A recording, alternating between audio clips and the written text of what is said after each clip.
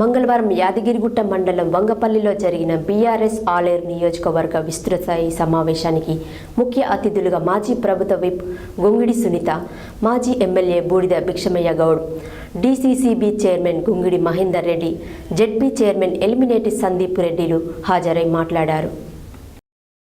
మంగళవారం యాదగిరిగుట్ట మండలం వంగపల్లిలో జరిగిన బీఆర్ఎస్ ఆలేరు నియోజకవర్గ విస్తృత స్థాయి సమావేశానికి ముఖ్య అతిథులుగా మాజీ ప్రభుత్వ గొంగిడి సునీత, మాజీ MLC Boodida Bhikshamaiah Goud, DCCB chairman Gongidi Mahender Reddy, ZP chairman Elimineti Sandeep రెడ్డిలు హాజరై మాట్లాడుతూ టీఆర్ఎస్ పార్టీకి 2001 నుంచి కూడా ఉద్యమ పార్టీగా ఉన్నప్పటికీ కూడా అనేక ఎన్నికల సమయాలలో ప్రజలకి తెలంగాణ ఆవశ్యకత గురించి తెలియజేయడం కోసం ఎంతో కృషి చేసిందన్నారు. మరి ఎన్నికల్లో పాల్గొంటూ ప్రజల్ని చైతన్యవంతం చేస్తూ తెలంగాణ రాష్ట్ర ఆవశ్యకత గురించి ప్రజలకు తెలియజేస్తూ అందరినీ కూడా మరి ఏం పని చేసినా తెలంగాణ రాష్ట్రాన్ని సాధించుకున్నామన్నారు.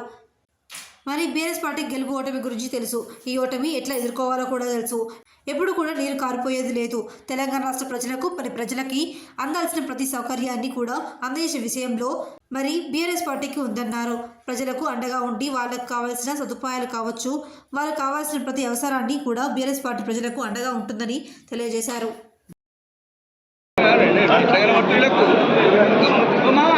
మన మీద నమ్మకం ఉంటే ప్రజలు మనతో ఉంటారు. మన మీద విశ్వాసం ఉంటే మన కార్యకర్తలు, మన నాయకులు మనం వెంబడి ఉంటారు. గతం అనుకుంటే మాత్రం మరి నిజంగా చెప్పాలంటే నాకు పడ్డ 71,000 ఓట్లు నా క్యాడర్ వేసిన ఓట్లు మాత్రమే.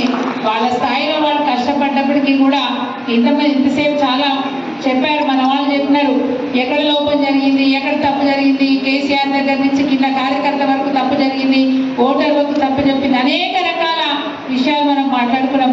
కానీ గర్వంగా చెప్పాల్సిందని తెలంగాణ రాష్ట్ర సాధకుడే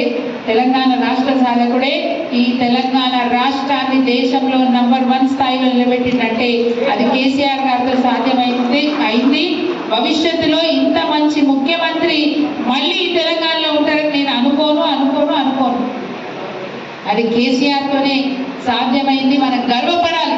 తెలంగాణ రాష్ట్రాన్ని సాధించిన జెండా గులాబీ జెండా, తెలంగాణ రాష్ట్రాన్ని దేశంలో నంబర్ 1 స్థానంలో నిలబెట్టిన జెండా ఈ గులాబీ జెండా పట్టిన నేను సగర్వంగా ఎక్కడ పోయినా గొప్పగా చెప్పుకోవాలి.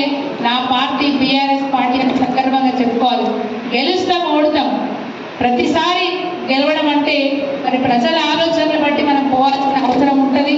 సరే, కొన్ని లోపాలున్నా, కొన్ని కష్టాలు వచ్చినా, కొన్ని నష్టాలు వచ్చినా, పార్టీలో గ్రామ స్థాయిలో కావచ్చు, మండల స్థాయిలో కావచ్చు, వర్గాలున్నా, అసంతృప్తున్నా, ఏదున్నా, మా మీద అలిగిన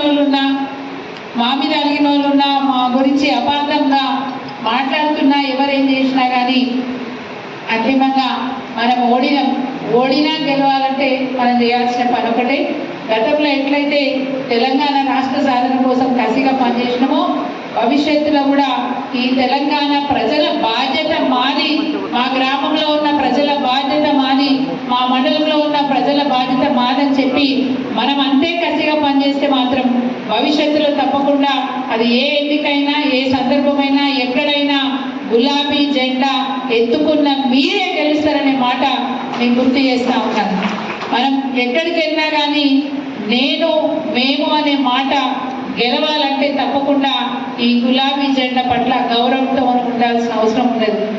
ఎన్నికలు అయిపోయిన తెల్లారి కొందరు వీపు చూపించరు. కొంచెం వాతావరణం తేడా ఉంది కాబట్టి మండల వారీగానే మనం సమీక్షా సమావేశాలు పెట్టుకుందాము, భవిష్యత్తు కార్యాచరణ రూపొందించుకొని పనిచేసుకుంటూ పోదామని చెప్తే అట్లా అనుకున్నాం మేము. ఆ తర్వాత సరే అనుకోని పరిస్థితులు గౌరవ కేసీఆర్ గారు వారు కింద పడడం, వారికి యాక్సిడెంట్ అవ్వడం, వారు హాస్పిటల్లో మరి అడ్మిట్ అవ్వడం, ఇవన్నీ చూసిన తర్వాత ఈ సమయం కాదు,